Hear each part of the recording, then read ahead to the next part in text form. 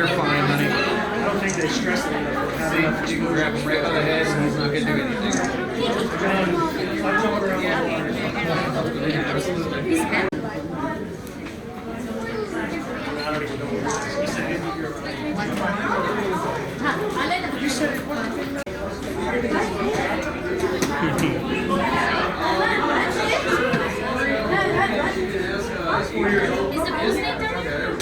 Yes, he's probably the best.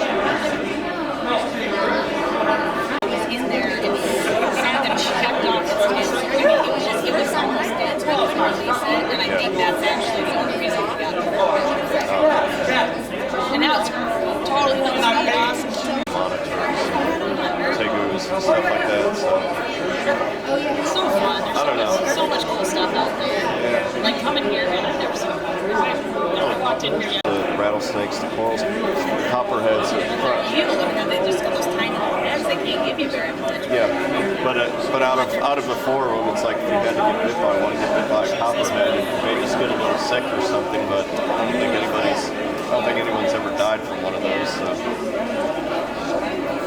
If you're more aware and better stuff, I mean, now they even have some of the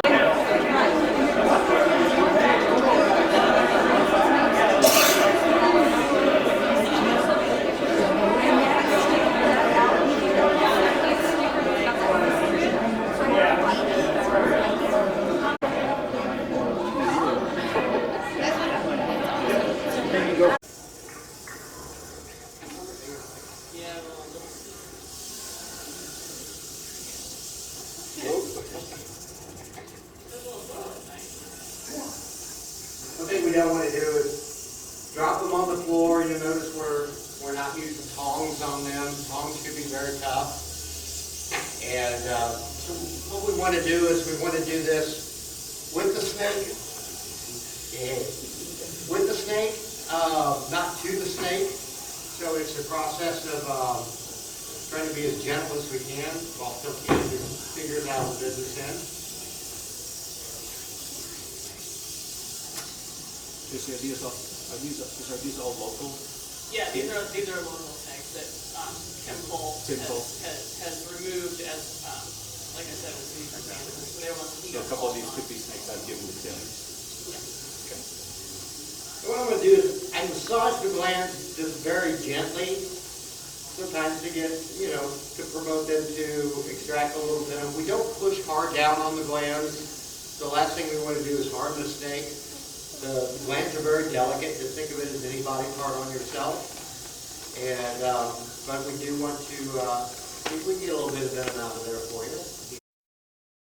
And they don't know that he's really just, interested in working with them, as he says.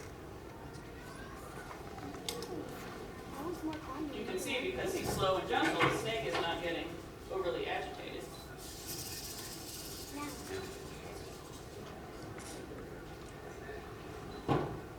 So you see on television or on the internet somebody working with the snake, and the entire time they're working with it, the snake is flailing around, freaking out.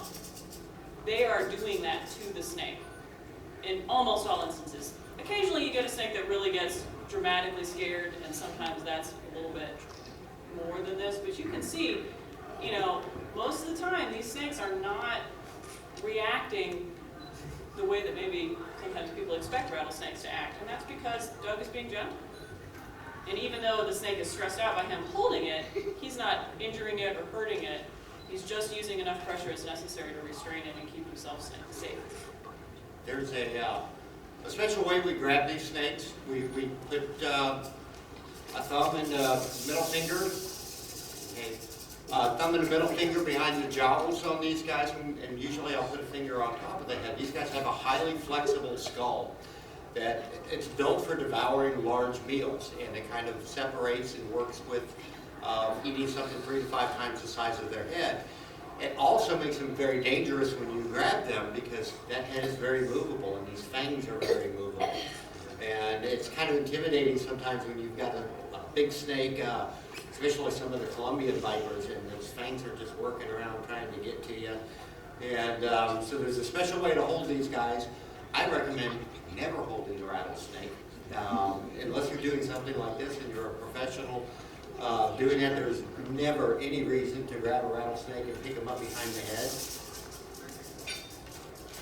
Really, venom extraction is about it. There may be some medical procedures where it's necessary, but to just move them around or catch them in the wild or anything like that, it's completely unnecessary That are capable of picking up less than 1 degree in temperature.